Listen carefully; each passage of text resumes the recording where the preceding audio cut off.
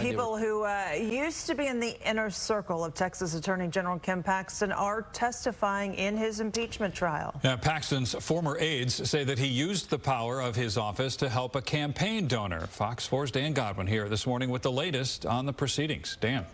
Brandon, on Wednesday, we again heard extensive testimony from the former First Assistant Attorney General, Jeff Mateer, who had served as Ken Paxton's right-hand man. Mateer went to the FBI in 2020 regarding the actions of his then boss, Ken Paxton. Mateer recalling in September of that same year, Paxton and his wife, Angela, a state senator, called a meeting with senior AG staff and campaign staff to reveal that he'd been engaged in an extramarital affair and asked for forgiveness. But Mateer said when he learned that the affair had resumed, he and others became concerned that Ken Paxton was being manipulated by his friend and campaign donor, Nate Paul, in exchange for help in covering up the affair.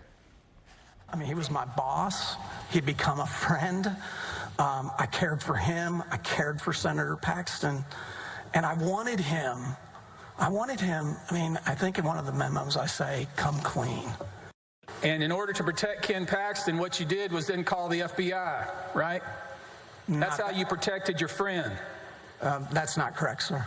I believed that he potentially could have been subject to blackmail, and as a result, he was taking illegal actions on behalf of what we then knew was a campaign donor, but he was taking actions on behalf of Mr. Paul.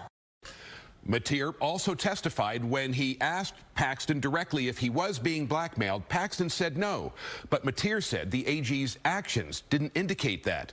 Defense attorney Tony Busby questioned Mateer whether he was staging a coup against Paxton to get him out of the AG's office to serve Mateer's own political ambitions.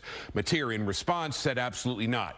Another former Paxton staffer turned whistleblower also testified on Wednesday. Ryan Bangert said he was asked by Paxton repeatedly to intervene in matters to help Nate Paul, something Bangert said made him increasingly concerned about Paxton's actions on the job.